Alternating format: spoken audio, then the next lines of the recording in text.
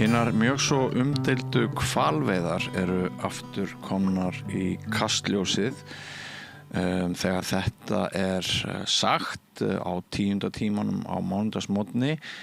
Þá eftir því sem manni skilst eru hvalveiðibátar að reyna að veiða hval, enginn kominn með neitt í land en mikill hasar sem er búin að vera síðustu daga og hún er komin til mín til þess að ræða síðustu daga og kannski framhaldið Valgerður Árnadóttir, Hvalavinur, vertu velkomin. Takk fyrir. Og náttúrulega formaður félagsins er það ekki? Jú, ég er það. Hvalavinir. Stofnandi og formaður. Er það stór, er það mikil félagsskapur, er það mörg? Sko, þetta byrjaði sem reglífar samtök sem sagt. Við vorum 6 umhverfis- og dýravelferðarsamtök sem að stofnuðu Hvalavini. Það var Landvernd, Náttúruverndarsamtökin, samtök dýravelferð og samtök grænkera á Íslandi og ungir umhverfisinnar sem að stóðu að öllum hvalamótmælunum hérna áður. En svo var þetta orðið svo umfangsmikið að við stofnuðum bara Hvalavini. Þannig að við erum með stórt bakland þó að félagi sjálft sé ekkert agalega stórt sko. Við erum 6 í stjórn og með einhverja tugi félagsmanna en 100 fylgjenda. Einhverja alþjóðlega tengingar? Já, við höfum verið að vinna með Humane World for Animals sem eru alþjóðleg dýravelferðarsamtök og svo höfum við náttúrulega verið í miklum samskiptum við bara mjög mörg hafverndar og náttúruverndar samtök út allan heim varðandi hvalveiðar í mörg ár og erum með góð sambönd við þau þó að sé ekki svona formlegt samstarf. Já. Vegna þess að hvalir eru engin venjuleg dýr? Nei, það eru engin venjuleg dýr. Þeir eru mjög mikilvægir fyrir hafið, fyrir vistkerfi sjávar og þeir eru mikilvægir fyrir loftslagsbreytingar líka. Fyrir nú utan að fólki er bara almennt tilfinningalega and hvali og við teljum að hvalirnir þó hérna syndi hingað til Íslands þá eigum við þau öll í heiminum. Þau syndum öll heimsins höf og fara löng ferðalög. Já, og hvernig þeir eru drepnir, það er ekki í lagi? Nei, það er nú aðalmálið. Það er ekki hægt að veiða stórhveli á mannúðlega máta. Þetta hefur fagráðum dýravelferð á Íslandi úrskurðað og Matvælastofnun. Í raun að það sé ólögleg aðferð? Þetta er ólögleg aðferð. Hún brýtur í bága við okkar lög ferð dýra. En hvað með þá sem segja við þurfum að skjóta hval vegna þess að annars étur hvalurinn svo mikið af okkar nytjastofnum? Hvalurinn er alls ekki að éta mikið af okkar nytjastofnum, sérstaklega ekki skíðishvalir. Þeir eru fyrst og fremst að borða ljósátu og alls konar svona minni dýr og ekki gríðalegt magna fiski. Þetta sýna allar rannsóknir og þær sýna líka að vegna þess hringkerfis sem að hvalurinn býr til, hann sem sagt borðar átu og hann býr til úrgang sem að verður næringarefni fyrir fiskinn. Þannig að, og einnig þá er hann náttúrulega með sínum hreyfingum, með því að synda frá botninum og upp á yfirborðið, þá er hann að ýta svifinu upp á yfirborðið þar sem að það ljóstillifar og fjölga sér. Þannig að nýjustu rannsóknir sýna að á sumrin, þegar hvalir koma hérna við Íslandsstrendur, þá eykst næringarefni sjávar alltaf 10%. Þú kallar Kristján Loftsson milljarðamæring og þú hefur sagt núna síðustu daga að það sé óljóst með markað og í rauninni hvalurinn verði veiddur í geldurfóður. Já. Það er það sem að Kristján Loftsson er núna að sækja er að fá að selja hvalkjöt í svínafóður. Hann fær ekki leyfi fyrir því vegna þess að þetta er ekki talið góð fæða fyrir svín eða önnur gæludýr. En væntanlega er hann að gera þetta vegna þess að kjöti sem hann veiddi árið 2023 fyrir tæpum 3 árum, það er enn óselt. Þannig að við vitum ekki til þess að hann hafi einu sinni kaupendur fyrir það sem hann ætlar að veiða í sumar. Og við teljum að hann sé einungis að fara á veiðar til þess að halda í leyfið sitt og vegna þrjósku einfaldlega. Þetta er bara hobby á hann, bara hans stangveiði einhvern veginn. Já, ég meina það má segja að þetta sé bara trophy-hunting í dag á Íslandi. Það er enginn að borða langreyðakjöt á Íslandi. Það er innan við 2% þjóðarinnar sem yfir höfuð borðar hvalkjöt samkvæmt könnunum og þeir sem að það borða eru þá aðalega að borða hrefnukjöt sem er þá innflutt frá Noregi. Þannig að það er ekki markað fyrir þetta, eini markaðurinn sem að er fyrir langreyðakjöt er í Japan og Japanir hafa sagst ekki ætla kaupa frá Íslandi vegna þess að þeir eru sjálfir að veiða langreyðar. Sá sem fer á veitingahúsi eins og til dæmis 3 frakka þar er hægt að panta sér hvalkjöt. Er það innflutt kjöt frá Noregi, hyggur það? Já, hrefnukjötið á 3 frökkum er innflutt frá Noregi. Þeir eru líka með langreyðakjöt, enda miklir vinir Kristjáns Loftssonar og Jóns Gunnarssonar. Þannig að, já, ég veit ekki hversu vinsælt það er samt, vegna þess að það er allt annað bragð af því. Ég sagði þarna í inngangi að þessi mál hefði verið töluvert í sviðsljósinu undanfarið, náttúrulega eðlilega vegna þess að veiðarnar eru nýhafnar aftur, en það var líka það sem gerðist þarna áður en veiðarnar hófust að hérna, hvað heitir hann nú aftur? Hólmsteinn Harðarson. Hólmsteinn Harðarson, maður sem að þú vissir ekkert hver varst, hver var áður en hérna hann klifrar þarna upp í einhverja körfu eða... Já, upp í körfuna í mastrinu. Já. Í mikil hæð? Mjög mikil hæð, já. Hvað er þetta mikil hæð? Ég held að það sé 35 metrar, mér minni það. Rosalega. Þetta er svakalega hátt. Og þau mótmæli voru bara hans persónulegu mótmæli, hann var ekkert fyrir ykkur. Nei. En svo verður hérna atburðarás sem að, er mjög dramatísk. Já. Og ég veit ekki hvort það þarf að rifja það upp fyrir ykkur hlustendur og áhorfendur en hérna það er semst bara tekið að stað og siglt með mannin í þessari hæð alla leið upp í Hvalfjörð og hann hefur sjálfur skýrt sín sjónarmið en þessi atburður, þessi sigling með hann hefur hún vakið athygli utan landsteinana? Já, hún hefur sannarlega vakið athygli bæði innan og utan landsteinana. Fólki finnst alveg ótrúlegt að þeim hafi dottið í hug að sigla með hann upp í mastrinu og setja hann í hættu með því. Honum var náttúrulega bæði alveg gríðarlega kalt. Þeir þurftu að sigla mjög hægt vegna þess að það sveiflast náttúrulega mastrið og það bara skapar hættu fyrir einhvern sem er þarna.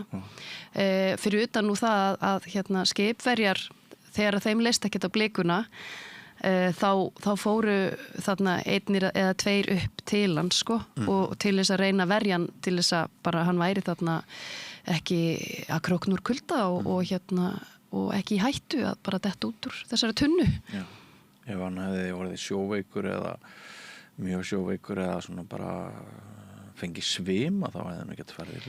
Já, ég meina það er ekki að spyrja því hvernig þetta hefði getað farið en þeir voru að taka hann gríðarlega áhættu og mér skilst að hann hafi ekki vita þeir ætla að skrá hann sem farþega, þeir fengu hjá hann nafn og kennitölu og hann bara einhvern veginn, hún fannst sjálfsagt að veita það vegna þess að þegar maður ákveður sjálfur að grípa til borgaralegar óhlýðni þá tekur maður þeim afleiðingum sem að kom í kjölfarið. Já. En með þessu stöndi, fyrst sagan þannig síðan fór vel að hann er heill á húfi og kannski verða engin lagaleg eftirmál eins og þetta horfir núna. Var þá þessi gjörningur hans sem sagt mikilvægur fyrir ykkur til þess að varpa athygli á þessar ólöglegu veiðar að ykkar mati sem... Já, þetta náttúrulega varpaði athygli á þessar ólöglegu veiðar og fekk líka alþjóða athygli. Ég bara sjaldan fengi jafn mikið af skilabóðum frá erlendum blaðamönnum eins og síðustu daga. Og það er bara þannig. Já, en reyndar þá erlendir miðlar alltaf mjög uppteknir af því að við förum á veiðar. Það finnst þetta öllum algjörlega galið og hneykslanlegt og því miður þá bitnar þetta bara á okkar ímynd og á okkar ferðamannaðinað. Sérðu mun á íslensku pressunni og erlendu í þessum öfnum? Já, sannarlega. Það er svona, íslenska pressan er mjög varkár í því hvernig hún nálgast Kristján Loftsson og Hval HF. Maður sér það náttúrulega sérstaklega á Morgunblaðinu vegna þess að hann náttúrulega á stóran hluta í Morgunblaðinu en líka á RÚV. Það er eiginlega bara ótrúlegt hvað RÚV hefur einhvern veginn haldið að sér höndum og fjalla lítið þetta miðað við hvað þetta hefur fengið mikla athygli. En svona Sýn og Vísir hefur helst fjallað þessi mál og alveg tekið báðar hliðar. Áhugaverð sem þú segir að rúvararnir séu svona smeykari við Auð og ægivald Kristjáns Loftssonar en það með Sýn. Já. En samt ætti RÚV að vera í bestri stöðu til þess að sýna fullkomið sjálfstæði. Já. Þar þarf enginn að óttast að fá launum næstu mánuðum og þau eru ekki háð neinum ólígorkum eða auglýsingahagsmunum, markaðshagsmunum eða neinu. Nei. En þeir sýna þessu ótrúlega lítinn áhuga. Bæði útvarpsfólk og fréttamenn, sko, það er eins og þetta sé eitthvað svona eins og með umhverfismálin, þeir sýna því líka lítinn áhuga og dýravelferð yfir höfuð. Mér finnst það bara mjög sorglegt. Það er engin svona fjölmiðlamaður innan RÚV sem er með sérstaka áherslu á umhverfis- og dýravelferðarmál og hjá svo stórum miðli þá finnst mér þurfa bæta úr því. Þetta líka veltir upp svo miklum stórum spurningum sko almanna útvarpið. Til þess að sátt almanna útvarpið þá þarf það einhvern veginn að vera öðruvísi heldur en allir aðrir miðlar. Það er alltaf að þora að vera sjálfstætt, sko. Já. En þér finnst það ekki vera það? Sko, mér finnst þetta vera meira áhugaleysi. Auðvitað snýst þetta líka fjármagn. Ég veit að rannsóknarblaðamannska fær ekkert eitthvað gríðarlega mikið fjármagn innan RÚV og þarf það væntanlega að fá eitthvað betra fjármagn til þess að blaðamenn geti kafað ofan í málefnin og gefið sér tíma, að það sé ekki alltaf þessi tímapressa bara að þú veist, koma með fréttir dagsins en ekki að kafa ofan í einhver mál eins og hvalveiðar. Ég meina, við vitum að þetta er stórt mál og þetta varðar spillingu og þetta varðar valdamesta fólk á Íslandi. Hvernig varðar spillingu, segirðu? Já, við vitum að Kristján Loftsson er með fjölskyldutengsl og vinatengsl við Sjálfstæðisflokkin. Hann er virkur innan Sjálfstæðisflokksins, hann á þar marga félaga og fjölskyldu og Bjarni Benediktsson sem veitt honum þetta leyfi í síðustu viku hans í stjórn. Hann náttúrulega er tengdur Kristján Loftsson í fjölskylduböndum. Bæði föður, bróðir og föður systir Bjarni Benediktssonar eiga hlut í Hval HF.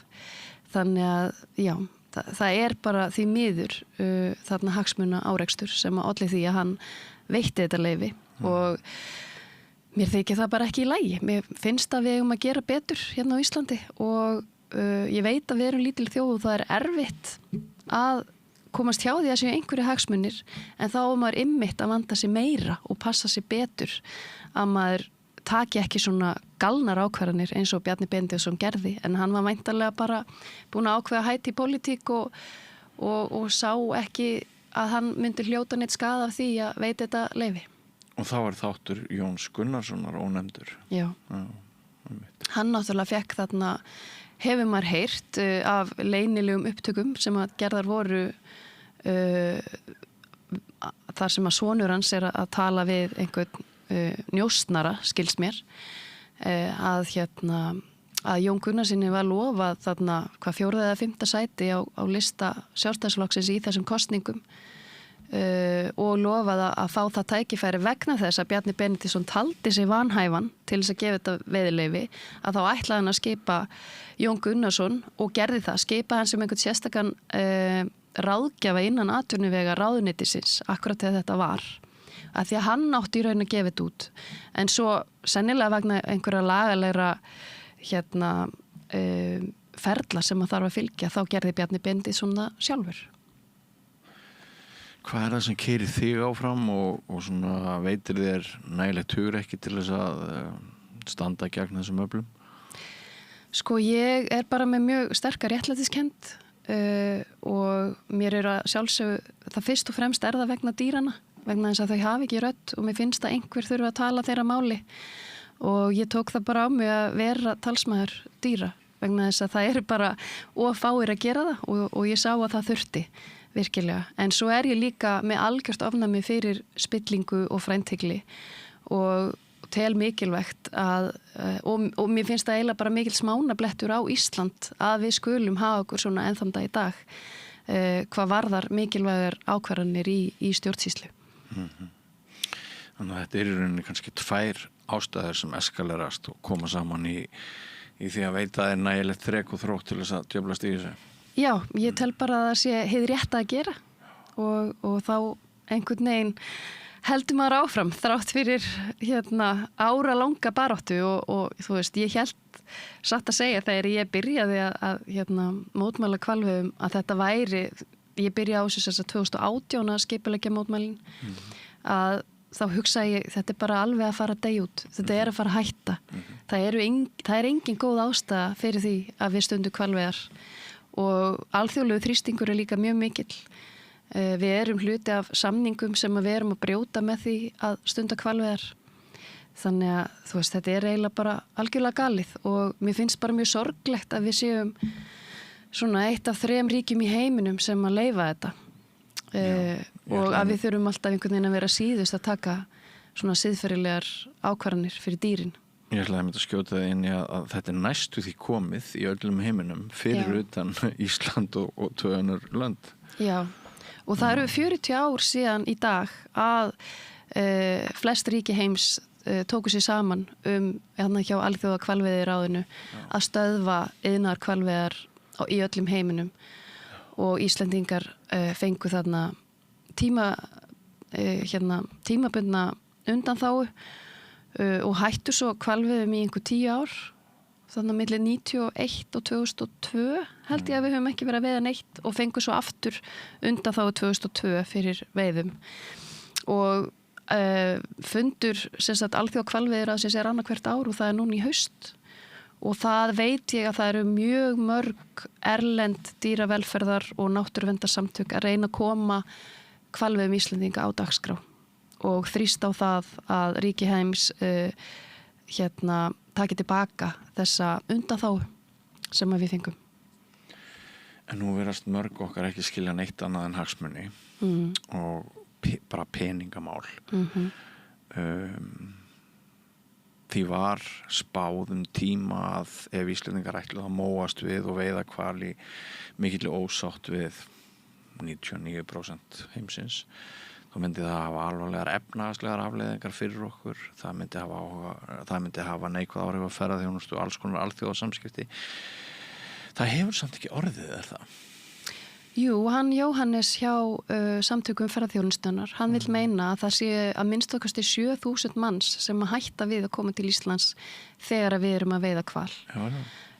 Það jafngildir því að við séum að missa tekjur upp á 3 milljarða yfir eitt sumar sem er náttúrulega svakalegu skellur og töluvert meira en það sem að við högnumst á hvalveiðum ef að hvalkjöti selst en við sjáum það trekk í trekk og það hefur margoft gerst að Kristján Loftsson, honum hefur ekki tekist að selja kjötið. Þetta hefur verið fast í frystihúsum árum saman, hann hefur reynt margoft að fá leyfi til þess að selja þetta í dýrafóður og hann hefur farið á sveig við lög og reglur og selt þetta í dýrafóður undir borði bæði til minkabænda í Finnlandi og hlaut þar skell fyrir það mun ekki gerast aftur og einhver tíman 2012 held ég til svínabænda í Danmörku en það var líka tekið mjög hart á því og það mun ekki gerast aftur þannig að það er náttúrulega algjörlega galið að við séum að veiða næst stærstu dýr heims sem eru mjög mikilvæg fyrir vistkerfi sjávar til þess að gefa það svo í dýrafóður. Þú veist, það er engin góð ástæða til þess en efnahagslega þá hafa reikningar frá Hval HF sýnt að á 10 árum frá 2012 til 2022 þá tapaði Hvalur HF 3 milljörðum á hvalveiðum. Þeir högnuðust ekki vegna þess að það er bara mjög, eins og ég segi, það eru bara Japanir sem kaupa þetta og þeir kaupa þetta ekkert alltaf og ég held þessi ekki að fara að kaupa þetta í ár. Þannig að þeir töpuðu þarna 3 milljörðum en bækur hvals yfir höfuð ef þú ert ekki að skoða bara hvalveiðarnar sjálfar líta mjög vel út því að Hvalur HF er fjárfestingafélag þá fasteignir og þá hluti fyrirtækjum út allan bæ. Þannig að það er sama hvar borið er niður, þú sér engin skynsamleg rök fyrir. Það eru engin skynsamleg rök fyrir því. Það er ekki siðferðileg rök, það er ekki efnahagsleg rök, það er ekki menningarleg rök. Við byrjuðum ekki að stunda iðnaðarhvalveiðar fyrir eftir seinni heimsstyrjöld, þannig að það er ekki að segja þetta sé einhvers konar menningatengt veiði. Hérna áður fyrr þegar að fólk át hvalkjöt þá var það vegna hvalreka eða vegna þess að Normenn og Baskar og Hollendingar stunduðu hvalveiðar út yfir strendur Íslands og skildu hræin eftir í fjörðunum og við fórum og tókum það sem hægt var að borða af því. En það er engin menningarleg rök fyrir því að við höfum aldrei sem Íslendingar verið að veiða hval. Sko, þetta sem þú segir með frænteglinu og spillinguna þá maður eins og ég kaupi þetta sko, ég kaupi þessi rök. Ég veit ekki með þorra þjóðarinnar en eitt af því sem að Kristján Loftsson sko kannski tengt þessu sem vorum að ræða á með fjölmiðlunum er að hún einhver hluta vegna textunum að hafa ákveðin hluta sögunar með sér.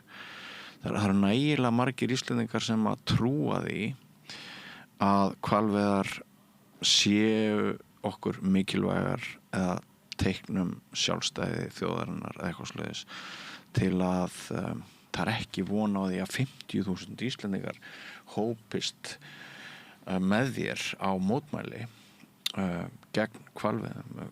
Hvað heldur það, ertu með einhverjar auka skýringar umfram það sem við höfum kastað á milli okkar, hvers vegna hann nær að hafa narratífið hans megin? Já, það er algjörlega vegna tengsla hann við sjávarútveginn. Hann átti náttúrulega HB Granda, eitt stærsta sjávarútvegsfyrirtæki á Íslandi og seldi það þarna fyrir nokkrum árum.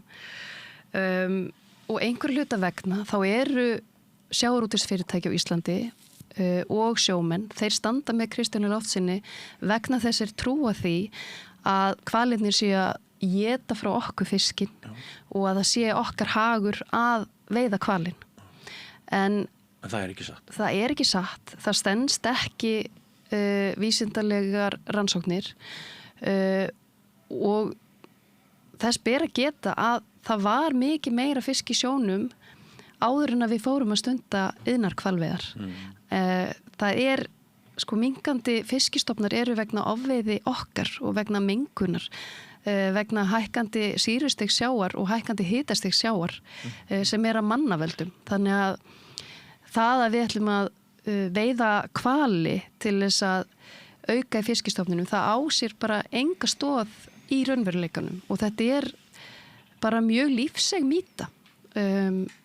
Það eru mjög margir sem trúi þessu vegna þess að Kristján Loftsson hefur notað þessa afsökun í 40 ár.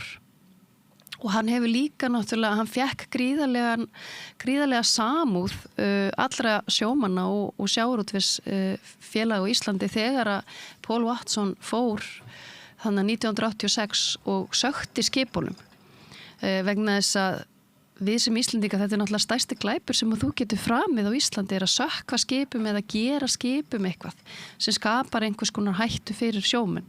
Þetta er mjög tilfinningabundið fyrir okkur. Við eigum öll einhverja í fjölskyldunni sem að hafa farist á sjó og við vitum að sjórin gefur og sjórin tekur og þetta er ekki eitthvað sem að við styðjum.